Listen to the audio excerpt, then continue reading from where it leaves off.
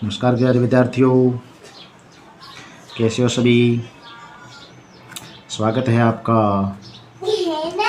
हमारे YouTube channel bright future academy पर। तो आज हम डिस्कस करेंगे क्लास 10 के सब्जेक्ट इंग्लिश के ग्रामर के प्रथम टॉपिक, जिसका नाम है टेंस।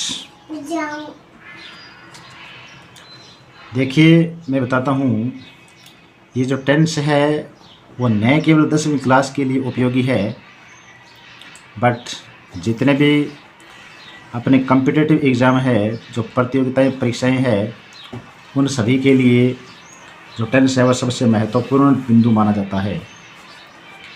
ये एक ऐसा टॉपिक है जो हर प्रकार के एग्ज़ाम के अंदर देखने को मिलता है।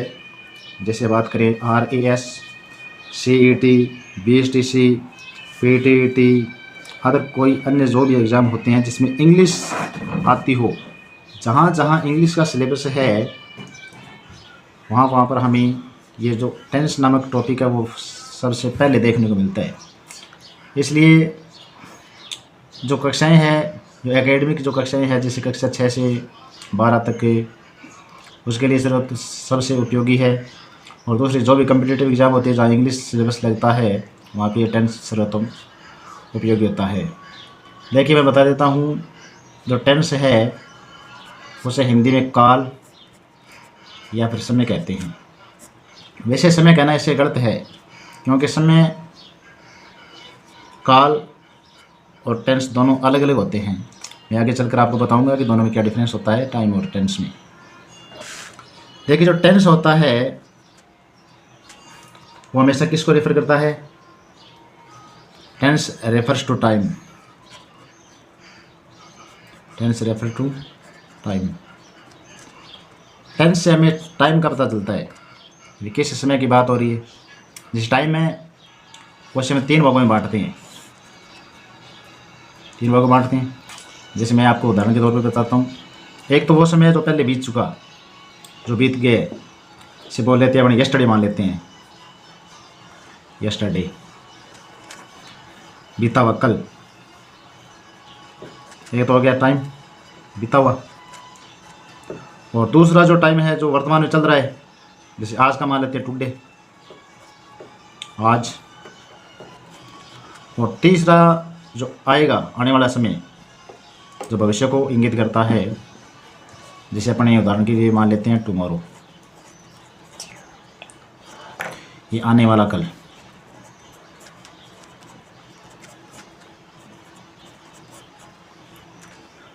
ठीक है। जो टाइम है, जो समय है, वो 3 प्रकार का है। एक तो वो समय है जो हमें अतीत की याद दिलाता है, जैसे बीता हुआ समय, यस्टरडे एग्जाम्पल के रूप में। और दूसरा है आज वर्तमान के अंदर जो चल रहा है, जैसे टुडे मान लेते हैं। टुडे मतलब आज का समय। और तीसरा जो समय आएगा, जैसे टुमारो, आने वाला समय। ठीक है। तो इस प्रकार से टेंस के भी 3 भाग हो जाते हैं। जैसे टेंस है उसके भी 3 पार्ट हो जाते हैं। ठीक है। सबसे पहले हम बात करेंगे इसके तीनों भागों की। तीनों भागों में जो पहला भाग है वो है प्रेजेंट टेंस। ठीक है। और जो दूसरा भाग है टेंस का, वो है पास्ट टेंस। और जो तीसरा भाग है टेंस का, वो है फ्यूचर टेंस। ठीक है। देखिए, बात करते हैं सबसे पहले प्रेजेंट टेंस की। जो प्रेजेंट टेंस है वो वर्तमान समय को इंगित करता है, जो वर्तमान में चल रहा है, क्या चल रहा है, कैसे चल रहा है, क्या हो रहा है, क्यों हो रहा है। ये टेंस हमें कौन सा टेंस बताता है? ये सब बातें प्रेजेंट टेंस बताता है। और दूसरा जो भूतकाल में जो बातें हुई थी, यानी अतीत के अंदर जो बातें हुई थी, जैसे हम हिस्ट्री की बात कर लेते हैं, इतिहास में क्या क्या हुआ था, कैसे हुआ था, कब हुआ था, कब घटित हुआ था, क्यों घटित हुआ था, जो उसमें जिस समय की बात करते हैं मतलब जो बीत चुका है वो होता है भूतकाल। और फ्यूचर, देखो वास्तविक रूप से ये कोई टेंस होता नहीं है। फ्यूचर डायरेक्ट भविष्य होता है, जिसके बारे में हम केवल और केवल अनुमान लगा सकते हैं, आशा कर सकते हैं, उम्मीद कर सकते हैं। वैसे इंग्लिश में मुख्य तौर पर टेंस 2 ही है, लेकिन माना ऐसा जाता है कि टेंस 3 मानने अपने को। फ्यूचर वास्तव में कोई टेंस नहीं होता है। वास्तविक रूप से टेंस प्रेजेंट टेंस और पास्ट टेंस 2 ही होते हैं। ठीक है, मैंने बात कर ली। जो टेंस है वो 3 प्रकार के 3 टाइप्स है। पहला प्रेजेंट टेंस हो गया, दूसरा पास्ट टेंस हो गया और तीसरा फ्यूचर टेंस हो गया। जो प्रेजेंट टेंस है उसे हिंदी में वर्तमान काल बोलते हैं। क्या बोलते हैं? हिंदी में वर्तमान काल बोलते हैं। और जो पास्ट टेंस है उसे हिंदी में भूतकाल बोलते हैं। और जो फ्यूचर टेंस है उसे हिंदी में भविष्यकाल बोलते हैं।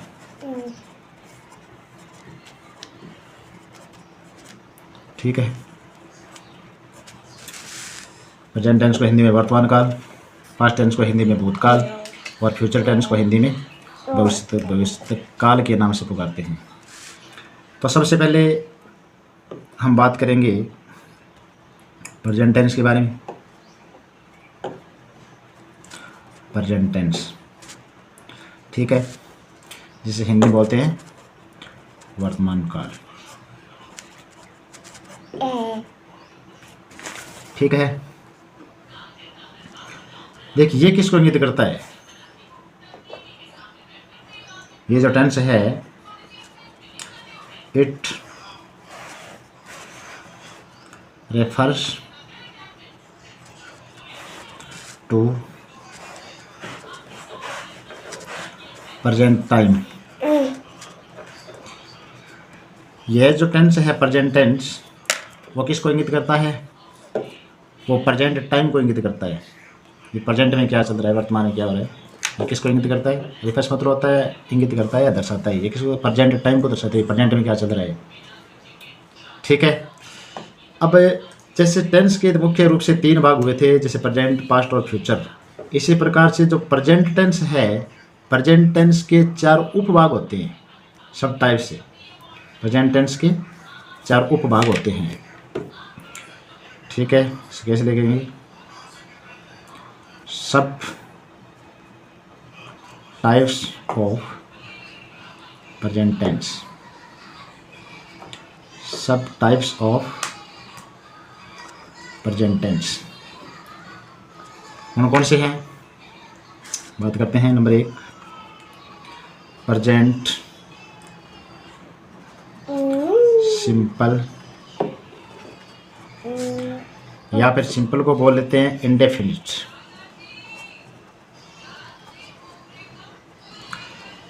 प्रेजेंट सिंपल या present indefinite tense.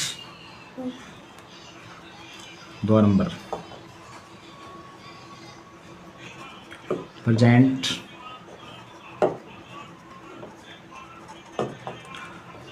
Continuous tense. तीसरे की बात कर लेते हैं present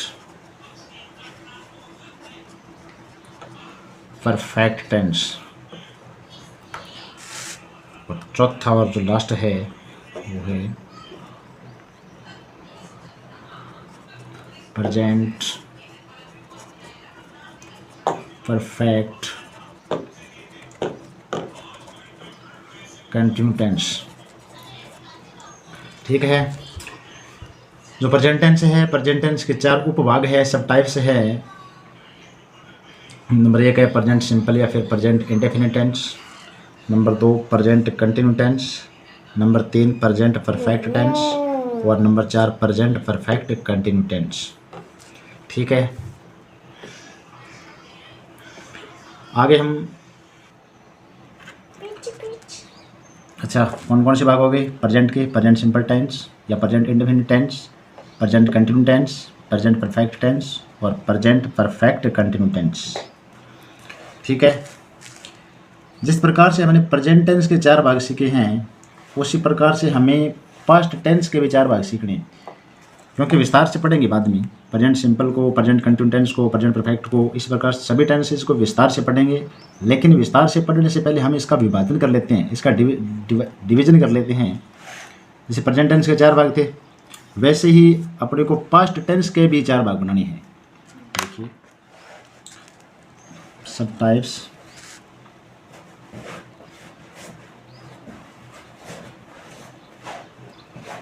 of past tense.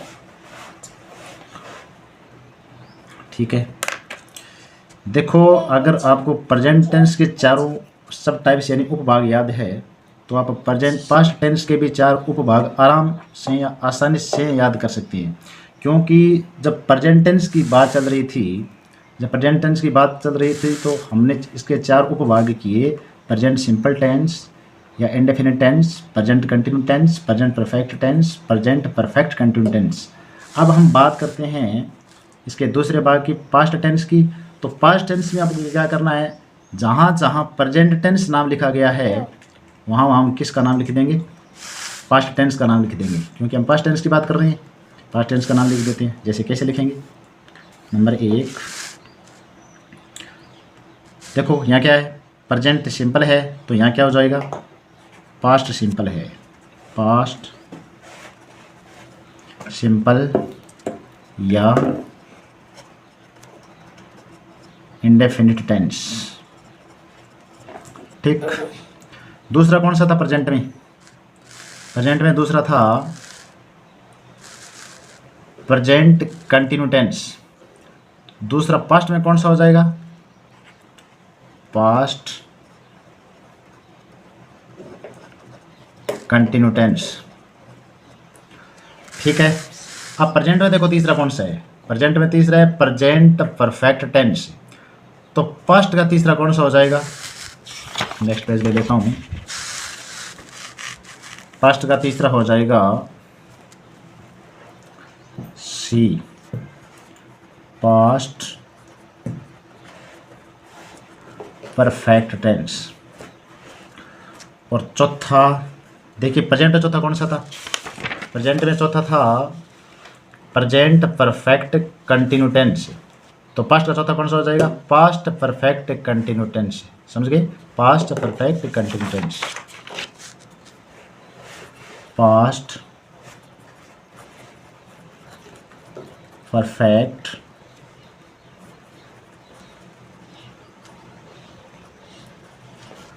Continue tense.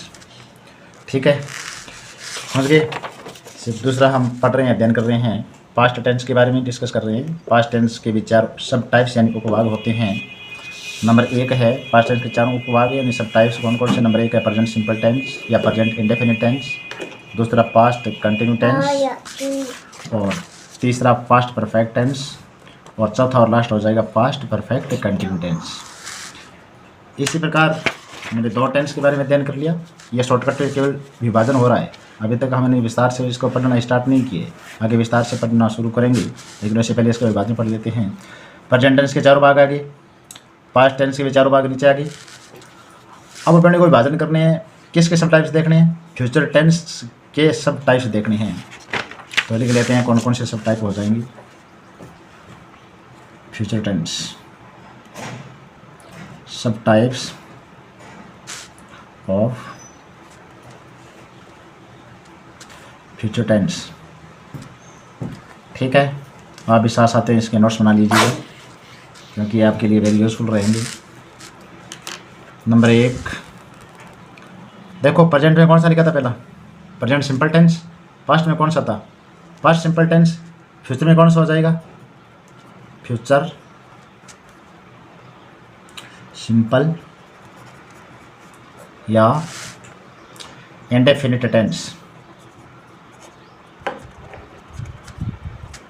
Indefinite tense.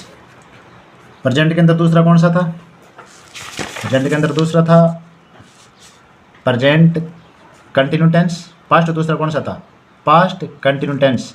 अगर आपने थोड़ा सा नोट किया हो प्रेजेंट टेंस पढ़ रहे थे तो प्रेजेंट कंटिन्यू नाम आ रहा था, पास्ट पढ़ रहे तो बार बार पास्ट नाम आ रहा था। अब हम किसका अध्ययन कर रहे हैं? फ्यूचर टेंस का। तो फ्यूचर टेंस से बार बार किसका रिविजन हो जाएगा, किसका नाम आता रहेगा? फ्यूचर टेंस का। तो फ्यूचर दूसरा हो जाएगा कंटिन्यू टेंस।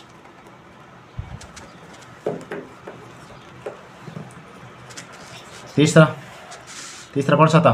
पास्ट में पास्ट परफेक्ट था, तो फ्यूचर में कौन सा हो जाएगा? फ्यूचर परफेक्ट टेंस हो जाएगा। Future perfect tense. आप भी साथ साथ नोट्स बना सकते हैं। और पास्ट में या प्रेजेंट चौथा कौन सा था? प्रेजेंट में था present perfect continue tense. Past में कौन सा है? Past perfect continue tense. इसी प्रकार फ्यूचर में कौन सा हो जाएगा? Future perfect continue tense. Future perfect continue tense. Future perfect continue tense.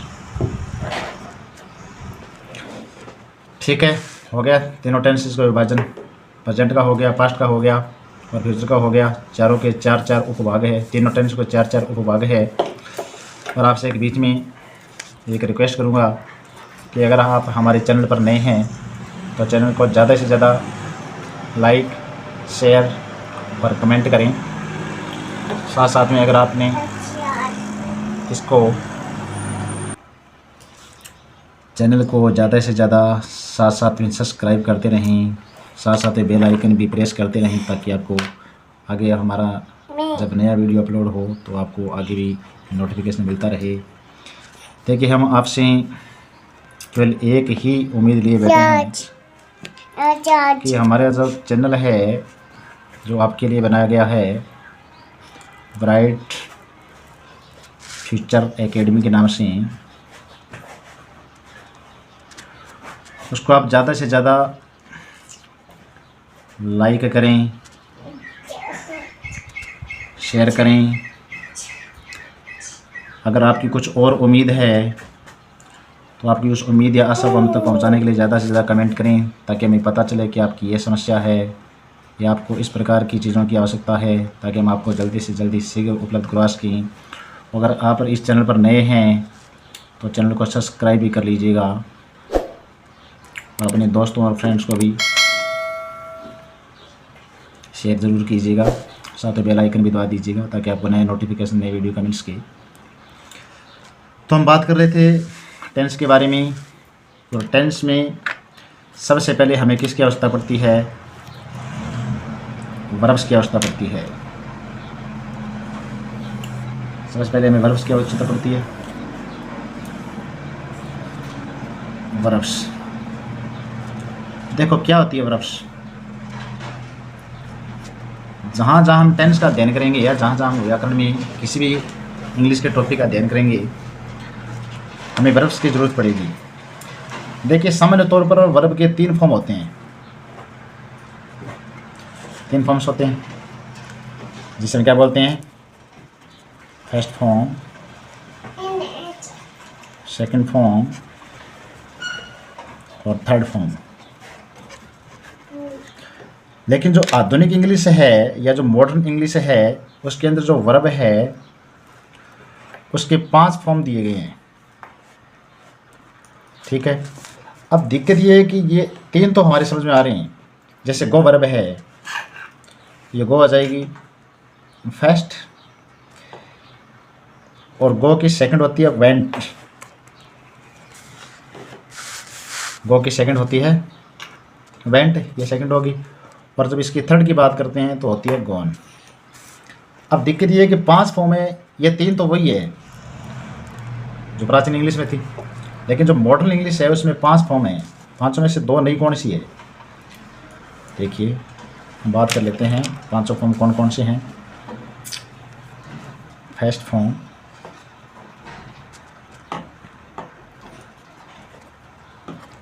Second form, third form, fourth form और फिफ्थ फॉर्म। देखो, जैसे हम बात करें गो वर्ब की, जैसे गो अपने पास कोई वर्ब है। अच्छा, वर्ब का मतलब तो पता है आपको, क्रियाएं, किसी कार्य का होना या पाया जाना या किसी स्थिति को दर्शाना, वो होती वर्ब। जैसे रोना, खाना, धोना, पीना। अगर किसी धातु के बाद में अगर ना प्रत्यय लगता है, अगर कोई मूल धातु अपने पास जैसे लिख धातु, तो उसके साथ में अगर हम ना प्रत्यय लगा देते हैं तो वो क्रिया का रूप धारण कर लेती है, मतलब वर्ब बन जाती है। किसी व्यक्ति के द्वारा किए गए कार्य या जो कार्य होते हैं या जो किए जाते हैं वो वर्ब को दर्शाता है। जिससे गो फेस्ट है, वो अपना मतलब जाना, ठीक है, गो। और अगर इसकी सेकंड की बात करें तो सेकंड कौन सी हो जाएगी, पैंट। और थर्ड की बात करें गॉन, ये वही है, गो फर्स्ट थी, पैंट सेकंड थी और गॉन कौन सी थी, थर्ड। अब बात चौथी की करें।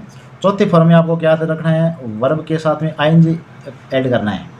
जैसे गो फर्स्ट फॉर्म थी, फर्स्ट फॉर्म के साथ में अगर हम आईएनजी लगा दें तो ये क्रिया का चौथा रूप बन जाता है, ये फोर्थ फॉर्म बन जाती है। और अगर किसी वर्ब के साथ में एस या ईएस ये जोड़ दें, अगर वर्ब है उस वर्ब के साथ में एस या ईएस अगर ऐड कर दें तो ये क्रिया का 5वां रूप बन जाता है, यानी ये फिफ्थ फॉर्म बन जाती है वर्ब की। तो आधुनिक इंग्लिश में क्या चल रही है वर्तमान में, 5 फॉर्म चल रही है। 5 फॉर्म में जो फर्स्ट फॉर्म है वो साधारण क्रिया होती है, जो किसी धातु के साथ में ना ऐड करना, मतलब ना जोड़ना, जिसमें अंत में ना की ध्वनि आ रही है, गो। और सेकंड फॉर्म हो जाएगी वेंट, थर्ड फॉर्म हो जाएगी गॉन। ये तीनों वही है जो पहले चलती थी। और वर्तमान इंग्लिश के अंदर जो चौथी फॉर्म आ रही है वो अगर किसी वर्ब के साथ में हम आईएनजी जोड़ते हैं, जैसे गो के साथ में आईएनजी लगाने पर गोइंग, ये चौथी फॉर्म होगी। और अगर किसी वर्ब के साथ में एस या ईएस ऐड करते हैं, एस या ईएस जोड़ने पर जो वर्ब बनती है वो 5वां फॉर्म बनती है। जैसे गो के साथ में ईएस जोड़ते तो गोज बन जाता है, ठीक है। अब अपने को ध्यान ये रखना है कि जो फर्स्ट फॉर्म है इसको क्या बोलते हैं, जो फर्स्ट फॉर्म है उसको बोलते हैं प्रेजेंट फॉर्म, प्रेजेंट फॉर्म, या फिर इसका दूसरा नाम है अच्छा, फर्स्ट फॉर्म जो एक नंबर है फर्स्ट फॉर्म, उसका दूसरा नाम है प्रेजेंट फॉर्म, या इसे एक नाम और भी इससे बोलते हैं, वो बोलते हैं बेस्ट फॉर्म, ठीक है। जो फर्स्ट फॉर्म है उसे प्रेजेंट फॉर्म बोलते हैं, या फिर इसका दूसरा नाम है बेस्ट फॉर्म, जैसे गो, ठीक है। और जो दूसरी फॉर्म है सेकंड फॉर्म, उसे किस नाम से बोलते हैं, पास्ट फॉर्म। आपको याद रखना है ये, तो आगे हमारी व्याकरण चलेगी या इंग्लिश की ग्रामर चलेगी, उसके अंदर बार बार ये नाम आएंगे, बेस्ट फॉर्म, पास्ट फॉर्म, क्या नाम हो जाए, क्या हो जाएगी। जैसे फर्स्ट में या प्रेजेंट फॉर्म गो थी, तो गो की जो पास्ट फॉर्म है वो कौन सी हो जाएगी, वेंट हो जाएगी। और तीसरी फॉर्म आती है थर्ड फॉर्म, थर्ड फॉर्म, तो थर्ड फॉर्म को बोलते हैं पास्ट पार्टिसिपल, पास्ट पार्टिसिपल, जैसे गॉन। टेंस के अंदर मुख्य वर्ब काम आएगी। वर्ब के जो 5 फॉर्म है, वर्ब के जो 5 फॉर्म, जैसे first form, second form, third form, fourth form और फिफ्थ फॉर्म, ये 5 में जो फर्स्ट फॉर्म है उसको बोलते हैं प्रेजेंट फॉर्म, यानी जो गो है वो गो कौन सी फॉर्म है, प्रेजेंट फॉर्म। और जो सेकंड फॉर्म है उसे बोलते हैं पास्ट फॉर्म, यानी जो वेंट है, वेंट को क्या बोलते हैं, पास्ट फॉर्म। और जो थर्ड फॉर्म है, जैसे गो की थर्ड हो जाएगी गॉन, तो गॉन को, यानी गॉन कौन सा फॉर्म है, पास्ट पार्टिसिपल फॉर्म है, क्या बोलते हैं, पास्ट पार्टिसिपल, ठीक है। तो चलो एक बार के लिए हम क्विक रिवीजन कर लेते हैं कि हमने किस किस का अध्ययन किया, ताकि आपकी कंटिन्यूटी बनी रहे। सबसे पहले हमने बात की थी क्लास 10 के सब्जेक्ट इंग्लिश में जो ग्रामर है, जो हमारी 12 मार्क्स की आती है, ठीक है। उसका जो 1 नंबर टॉपिक है, 1 नंबर टॉपिक मतलब टेंस, हिंदी बोलते हैं काल इसमें, ठीक है। तो देखिए टेंस, टेंस क्या होता है? टेंस का मतलब है, टेंस किसको रेफर करता है? टेंस टाइम यानी समय को रेफर करता है। और टाइम है, टाइम जो तीन भागों में बांटा गया है। मतलब है जो अपना जीवन है उसको हम जैसे तीन भागों में बांट लेते हैं। एक तो वो है जो हमारा जीवन बीत चुका है, ठीक है, जैसे यस्टरडे, जिसे बीता हुआ कल मान लेते हैं एग्जाम्पल के रूप में। और एक जो आज हमारा वर्तमान के अंदर जो समय चल रहा है, जिसे आज का टुडे मान लेते हैं, आज एग्जाम्पल है ये। और तीसरा जो आएगा, मतलब आने वाला हमारा जो भविष्य है या जिसकी हम उम्मीद और आशा करते हैं, जैसे एग्जाम्पल के रूप में हम क्या मान लेते हैं? टुमारो। देखिए ये किसको दर्शा रहा है? आने वाला कौन है? भविष्य आएगा हमारा, भविष्य जैसे फ्यूचर। ये किसको इंगित करता है? फ्यूचर को। टुडे आज वर्तमान में जो चल रहा है, वर्तमान मतलब प्रेजेंट की बात हो रही है, ये किसको इंगित करता है? प्रेजेंट को इंगित करता है। और एक है यस्टरडे मतलब जैसे एग्जाम्पल के रूप में यस्टरडे माना है हमने, जो बीत गया वो समय मतलब अतीत, तो क्या बोलते हैं? पास्ट। ये पास्ट टेंस को इंगित करता है, ठीक है।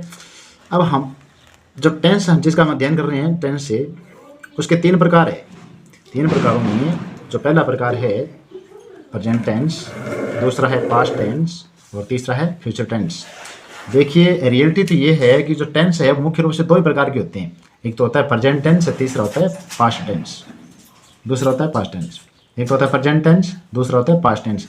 जो तीसरा होता है फ्यूचर, जो फ्यूचर कोई टेंस नहीं होता है, वो फ्यूचर एक समय की दशा है जो भविष्य को दर्शाता है केवल, क्योंकि हम इसकी केवल आशा और कल्पना कर सकते हैं, वास्तविक थोड़ी है। तो टेंस मुख्य रूप से दो ही है, प्रेजेंट टेंस और पास्ट टेंस, ठीक है।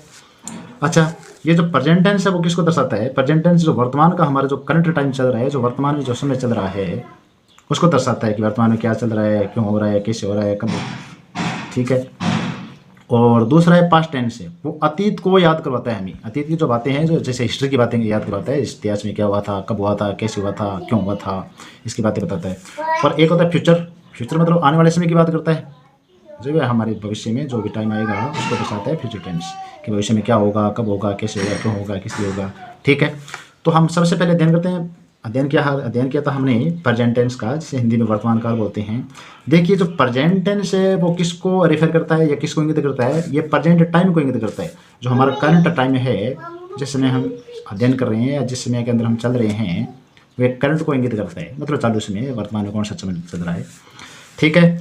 अब जिस प्रकार से हमने टेंस के तीन भाग देखे थे, प्रेजेंट टेंस, पास्ट टेंस और फ्यूचर टेंस, उसी प्रकार से जो प्रेजेंट टेंस है या जो पास्ट टेंस है या जो फ्यूचर टेंस है, इसके चार आगे उपभाग हो जाएंगे।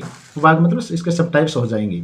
जैसे सबसे पहले बात करते हैं प्रेजेंट टेंस की, तो प्रेजेंट टेंस के जो चार उपभाग बनेंगे या सब टाइप्स ऑफ प्रेजेंट टेंस के उपभाग बनेंगे, तो कौन कौन से बन जाएंगे? नंबर एक, पहला बन जाएगा प्रेजेंट सिंपल या फिर प्रेजेंट इंडेफिनिट टेंस, और दूसरा प्रेजेंट कंटिन्यू टेंस, और तीसरा प्रेजेंट परफेक्ट टेंस, और चौथा बन जाएगा प्रेजेंट परफेक्ट कंटिन्यू टेंस, ठीक है, याद रहेगा। प्रेजेंट टेंस के चार भाग हो गए, कौन सा? पहला आ गया प्रेजेंट सिंपल या इंडेफिनिट टेंस, दूसरा प्रेजेंट कंटिन्यू टेंस, तीसरा प्रेजेंट परफेक्ट टेंस, और चौथा और last present perfect continue tense, ठीक है। अब आपको याद ये रखना है कि जिस प्रकार से मैंने प्रेजेंट टेंस को चार उपभागों में बांटा है, ठीक है, जो चार, जैसे प्रेजेंट टेंस के चार सब टाइप्स किए हैं, उसी प्रकार से हम पास्ट टेंस के भी चार सब टाइप्स बनाने हैं। पास्ट टेंस के भी चार सब टाइप्स बनाने हैं। जैसे देखो, जब हम प्रेजेंट टेंस के चार उपभाग कर रहे थे, तो ये नाम प्रेजेंट बार रिपीटेशन हो रहा था। आगे वाले सेम है, सिंपल, कंटिन्यू, परफेक्ट कंटिन्यू, बस नाम आपको केवल ये चेंज करना है कि जब प्रेजेंट की बात करते हैं तो यहाँ प्रेजेंट आ जाता है, जब पास्ट टेंस की बात करते हैं तो यहाँ पास्ट आ जाता है, और जब फ्यूचर टेंस के उपभाग कर रहे होते हैं तो यहाँ पर कौन सा नाम आ जाता है? फ्यूचर नाम आ जाता है। तो हम बात करेंगे हम पास्ट टेंस के कौन से चार सब टाइप्स है यानी उपभाग है। तो पहला हो जाएगा, देखिए प्रेजेंट में कौन सा था? प्रेजेंट में था प्रेजेंट सिंपल टेंस, उसी प्रकार से पास्ट में कौन सा हो जाएगा? पास्ट सिंपल या पास्ट इंडेफिनिट टेंस। और दूसरा कौन सा हो जाएगा? पास्ट, जैसे प्रेजेंट में कौन सा था? प्रेजेंट कंटिन्यू टेंस, उसी प्रकार से पास्ट में कौन सा हो जाएगा? Past continue tense. अब प्रेजेंट में तीसरा कौन सा है? प्रेजेंट परफेक्ट टेंस, तो पास्ट में तीसरा कौन सा हो जाएगा? पास्ट परफेक्ट टेंस, और चौथा हो जाएगा पास्ट परफेक्ट कंटिन्यू टेंस। इसी प्रकार से जैसे पास्ट के चार भाग हो गए, फ्यूचर प्रेजेंट के भी चार भाग हो गए। अब किसके करने हैं चार भाग? अब फ्यूचर टेंस है मुख्य है, उसके अपने को चार उपभाग करने हैं यानी सब टाइप्स करने हैं। उपभाग करने हैं, पहला कौन सा हो जाएगा? अब फ्यूचर की बात करें तो यहाँ नाम कौन सा आ जाएगा, फ्यूचर आ जाएगा। तो फ्यूचर सिंपल या फिर फ्यूचर इंडेफिनिट टेंस, और दूसरा फ्यूचर कंटिन्यू टेंस, और तीसरा फ्यूचर परफेक्ट टेंस, और चौथा हो जाएगा फ्यूचर परफेक्ट कंटिन्यू टेंस। आया समझ में? ये आपको बता ही दिया, आपको बार बार बताने की ज़रूरत नहीं है, क्योंकि आप सभी समझदार विद्यार्थी हैं यहाँ पे इस चैनल पे। बताना इसमें क्या है आपको, ये आपका कर्तव्य बनता है, इतनी ड्यूटी आपकी बनती है, लाइक शेयर कमेंट्स वगैरह सब्सक्राइब वगैरह बेल आइकन वगैरह, ठीक है। अब जब हम टेंस का अध्ययन करेंगे तो बार बार हमारे सामने एक वर्ड आएगा वर्ब। वर्ब से मतलब क्रियाएं। ये क्रियाएं क्या होती है, जो क्रियाएं मतलब जो भी हम कार्य करते हैं वो क्रियाएं होती है, वो कार्य होते हैं, क्रियाएं होती है। जैसे किसी कार्य का होना या पाया जाना या करना, वो किसको दर्शाता है, वो वर्ब यानी क्रिया को दर्शाता है। जैसे जो प्राचीन इंग्लिश थी या जो पहले की जो अंग्रेजी थी, उसमें वर्ब के हमेशा 3 फॉर्म चलते थे, ठीक है। 3 फॉर्म, अभी भी कई लोग इसे 3 फॉर्म ही मानते हैं, लेकिन ये पहले की तुलना में अब अपडेट हो चुका है, हम आपको अपडेट जानकारी देंगे। 3 फॉर्म थे जिसे हम बोलते थे first form, second form, third form, ठीक है। जो फर्स्ट फॉर्म के अंदर जैसे हम एग्जांपल के लिए मान लेते हैं, एग्जांपल में कौन सी मान लेते हैं, एग्जांपल के लिए मान लेते हैं गो। तो गो की 3 फॉर्म कौन कौन सी है, गो, वेंट, गोन। इसमें जो गो है वो फर्स्ट फॉर्म है, जो वेंट है वो सेकंड फॉर्म है, और जो गोन है वो थर्ड फॉर्म है। अब बात यह है, सीखने वाली नई बात यह है कि अब वर्तमान जो मॉडर्न इंग्लिश है, जो आधुनिक अंग्रेजी है, उसमें वर्ब्स के कितने फॉर्म चल रहे हैं, उसमें वर्ब्स के 5 फॉर्म चल रहे हैं, ठीक है। जिसमें 3 तो वही शामिल है, फर्स्ट, सेकंड और थर्ड, और नए कौन से आएगी, फोर्थ और फिफ्थ, ठीक है। तो 5 फॉर्म कौन कौन से देखते हैं, first form, second form, third form, fourth form और फिफ्थ फॉर्म। 3 तो वही है, फर्स्ट, सेकंड, थर्ड। जैसे गो, वेंट, गोन, इसका अध्ययन यहाँ हमने किया था, गो, वेंट, गोन, थर्ड। 3 तो वही है। अब जो चौथी फॉर्म है, अगर हम किसी वर्ब में, किसी का मतलब फर्स्ट फॉर्म में, अगर हम किसी फर्स्ट फॉर्म में अगर आईएनजी ऐड कर दें, जैसे गो है, गो के साथ आईएनजी लगाने में क्या बन जाएगा, गोइंग। ये क्रिया का कौन सा फॉर्म हो गया, चौथा फॉर्म हो गया, जैसे फोर्थ फॉर्म हो गया। और अगर किसी वर्ब के साथ में, फर्स्ट फॉर्म के साथ में एस या ई एस ऐड कर दें, एस या ई एस ऐड करने पर कौन सी वर्ब बन जाती है, फिफ्थ फॉर्म बन जाती है, यानी इसका 5वां रूप बन जाता है, 5वां फॉर्म बन जाता है। जैसे गो है, गो के साथ में क्या लगा देते हैं, ई एस लगाने से क्या हो जाएगा, गोज। ये हो जाएगा क्रिया का 5वां रूप, ठीक है। अब इसे दूसरे नामों से भी पुकारते हैं, क्योंकि हम आगे ऐसा तो है नहीं कि हमें केवल टेंस ही पढ़ना है, आगे 10वीं क्लास की सारी जो ग्रामर है, जितने भी इसमें 5 टॉपिक दिए गए हैं, 5 का अध्ययन करना है। तो 5 में बार बार नाम आएंगे, कभी प्रेजेंट फॉर्म नाम आएगा, कभी पास्ट फॉर्म नाम आएगा, कभी पास्ट पार्टिसिपल नाम आएगा। तो क्यों नाम है इसका पहले ही पता लगा लें, ताकि हमें बार बार आगे कोई दिक्कत ना करे। तो जो फर्स्ट, सेकंड और third form, first form, second form और थर्ड फॉर्म है, जो फर्स्ट फॉर्म है उसको बोलते हैं प्रेजेंट फॉर्म, और जो सेकंड फॉर्म है उसका दूसरा नाम है पास्ट फॉर्म, और जो थर्ड फॉर्म है उसका दूसरा नाम है पास्ट पार्टिसिपल, ठीक है। और प्रेजेंट फॉर्म का दूसरा एक नाम और है जिसे बोलते हैं बेस फॉर्म। जैसे गो है, वो कौन सा फॉर्म है, प्रेजेंट फॉर्म है। जो वेंट है, मतलब जो सेकंड थी, उसका दूसरा नाम क्या है, पास्ट फॉर्म। और जो तीसरी फॉर्म थी गोन, जिसे क्या बोलते हैं, पास्ट पार्टिसिपल, ठीक है। अच्छा, एक इम्पॉर्टेंट नोट है जो आप ज़रूर लिखिएगा, कॉपी के अंदर ज़रूर नोट करिएगा। देखो, कुछ वर्ब ऐसे हैं, जैसे गो है, गो के साथ में कुछ वर्ब ऐसी है जिसके साथ में एस लगाते हैं, कुछ वर्ब ऐसी है जिसके साथ में ई एस लगाते हैं। इसको हमें ध्यान रखना है कि कौन सी वर्ब ऐसी है जिसके साथ एस आएगा 5 रूप बनाने के लिए, और कौन सी वर्ब ऐसी है जिसके साथ में ई एस आएगा। तो इसका एक साधारण सा रूल है, या साधारण सा नोट करके आप लिख लीजिए। देखो, जिन जिन वर्ब के देखते हैं, क्या देखना है, कोई वर्ब है, ठीक है, उसके अंत में यदि एस एच,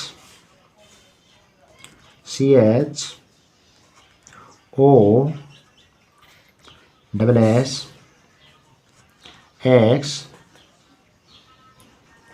और जेड, ठीक है। अगर किसी वर्ब के अंत में S H, C H, O, double S, X और जेड हो, तो उसका 5वां रूप बनाने के लिए मैंने 2 उपयोग किए थे, या तो एस उपयोग में लेना है या फिर ई एस उपयोग में लेना है। लेकिन यदि ये आ जाए किसी वर्ब के अंत में, कहाँ से, अगर कोई वर्ब है और उसके अंत में S H C H O double S X और जेड आ जाए तो उसका पांचवा रूप बनाने के लिए किसका यूज़ करना है, ई एस का यूज़ करना है। ठीक है, जैसे एग्जाम्पल के रूप में हम लिखते हैं, एग्जाम्पल में देख के चलते हैं। जैसे हमने गो, अब हमारे पास वर्ब थी गो और इसका हमें पांचवा फॉर्म बनाना है, पांचवा रूप बनाना है गो का, तो गो है। इसके लास्ट में आपने देखा होगा, नोट किया होगा कि अंत में क्या आ रहा है, ओ आ रहा है, और हमने नोट में क्या लिखा है, यहाँ ओ है। अगर जिस वर्ब के अंत में इतने शब्द आ जाए या इनमें से कोई भी आ जाए तो उसका पांचवा रूप बनाने के लिए किसका प्रयोग करना है, ई एस का प्रयोग करना है। तो गो का क्या बन जाएगा, गोज, क्या बन जाएगा, गोज। ठीक है, और एक वर्ब है अपने पास, जैसे रीच, रीच वर्ब है। देखो इसमें देखो क्या आना है, अगर इसका हम पांचवा रूप बनाएंगे या तो इसके अंत में आना है एस से, या फिर इसके साथ क्या जुड़ना है, ई एस से। अब हमें पता करना है कि एस जुड़ेगा या ई एस जुड़ेगा। देखो लास्ट में क्या आ रहा है, सी एच आ रहा है, और सी एच हमने यहाँ पे पढ़ा है। अगर सी एच आ जाए या एस एच आ जाए, ओ आ जाए, डबल एस आ जाए, एक्स आ जाए, जेड आ जाए, तो उसके आगे पांचवा रूप बनाने के लिए क्या जोड़ना है, ई एस जोड़ना है। ठीक है, तो क्या हो जाएगी, आर ई ए सी एच ई एस, समझ गए। और यदि इनके अलावा कोई आ जाए, यदि वर्ब के अंत में S A C H A O double S X Z A, इनके अलावा कोई आ जाए तो क्या करना है, देखो ये भाग ए बना लेना नोट का, और ये भाग बी बना लेना। ठीक है, अगर कोई वर्ब है, अगर कोई वर्ब है जिसके अंत में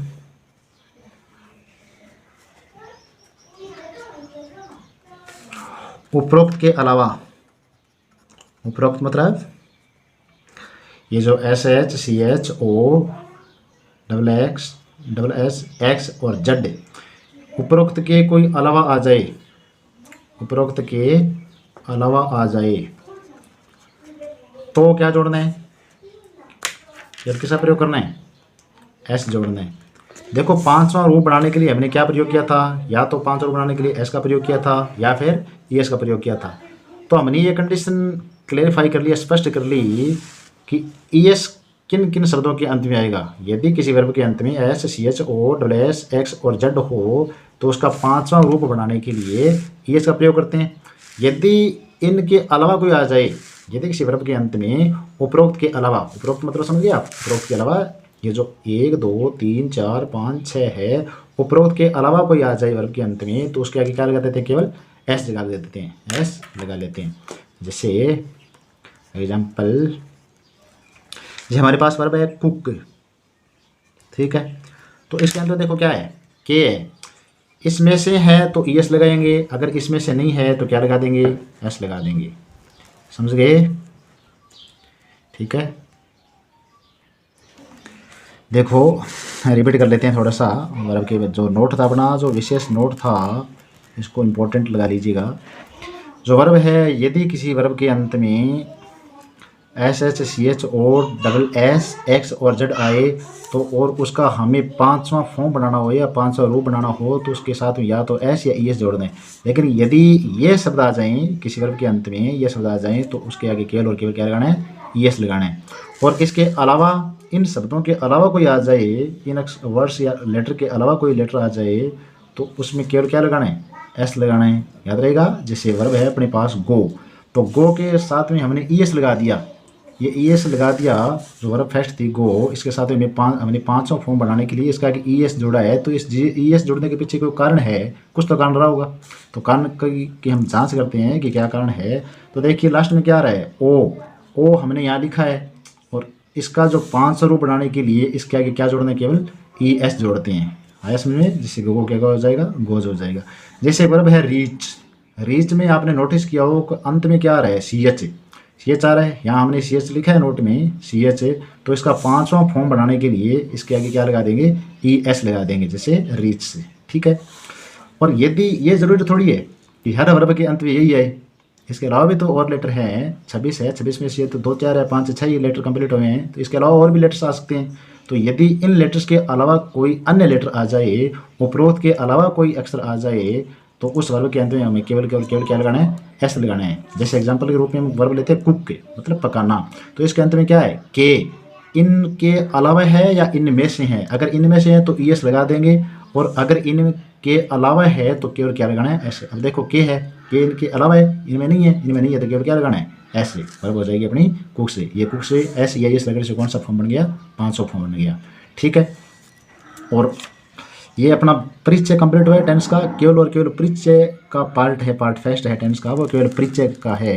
कल से हम अध्ययन करेंगे विस्तार से पढ़ेंगे, जिसमें हम सबसे पहले अध्ययन किसका करेंगे, जो प्रेजेंट टेंस है, और प्रेजेंट टेंस में भी किसका अध्ययन करेंगे, जो अपना प्रेजेंट टेंस के जो 4 उपभाग थे, सब टाइप्स थे प्रेजेंट टेंस के 4 उपभाग थे, उसमें जो पहला कौन सा था, प्रेजेंट सिंपल या फिर प्रेजेंट इंडेफिनिट टेंस। और इसको इतनी डीप या गहराई से पढ़ेंगे कि हमारे एग्जाम का कोई भी क्वेश्चन गलत होने के कोई भी चांस, 1% चांस भी नहीं बचेंगे, 1% भी चांस नहीं होंगे गलत होने के। इतनी गहराई से हम अध्ययन करेंगे, आप मुझ पर विश्वास कीजिएगा कि आपका एग्जाम का कोई भी क्वेश्चन किसी भी प्रकार से गलती होने की कोई संभावना नहीं रहेगी। और चाहे किसी भी लेवल का एग्जाम हो, चाहे कम्पिटेटिव एग्जाम हो या फिर एकेडमिक एग्जाम हो, विश्वास कीजिएगा। कल हम पढ़ेंगे प्रेजेंट सिंपल टेंस, उसके बाद हम कंटिन्यूटी बनाए रखेंगे, और बार बार इस प्रकार से पूरा टेंस टॉपिक है वो कंप्लीट कर लेंगे। ये ग्रामर है, इस ग्रामर के जो 12 नंबर हैं अपने, जो 12 अंक की 10वीं क्लास की ग्रामर है, वो पूर्ण रूप से मेरी गारंटी है, इसमें से एक भी नंबर में कटने नहीं दूंगा, अगर आप मेरे साथ लंबे समय तक जुड़े रहेंगे। और इसके साथ में जो भी कम्पिटिटिव एग्ज़ाम के जो विद्यार्थी तैयारी कर रहे हैं, जहाँ इंग्लिश लगती है, उसका भी ग्रामर की मेरी फुल गारंटी रहेगी, उसे एक भी एग्ज़ाम का क्वेश्चन जहाँ तक मेरी कोशिश है गलत नहीं होने दूंगा। और कल हम विस्तार से बात करेंगे प्रेजेंट सिंपल या प्रेजेंट इंडेफिनिट टेंस के बारे में। तो तब तक के लिए आप बने रहिएगा। और अगर आप हमारे चैनल पर नए हैं तो सबसे पहले आपसे एक रिक्वेस्ट है कि ब्राइट फ्यूचर एकेडमी नामक जो यूट्यूब चैनल है, उस चैनल को ज़्यादा से ज़्यादा लाइक कीजिएगा, शेयर कीजिएगा। और अगर किसी प्रकार की कोई भी आपको वीडियो में परेशानी हुई हो तो हमें कमेंट सेक्शन के द्वारा ज़रूर अवगत करिएगा, ताकि हम उस समस्या को दूर कर सकें। और अगर आपको वीडियो अच्छा लगा है तो ज़रूर कमेंट में बताइएगा, और साथ में इसको सब्सक्राइब भी कीजिएगा, और साथ में जो बेल आइकन है उसको भी ज़रूर प्रेस कीजिएगा, ताकि आपको आगे आने वाली वीडियो के बारे में जानकारी मिल सके, आप उचित समय पर अपनी क्लास को ले सकें। तो अलविदा लेता हूँ आपसे, थैंक यू।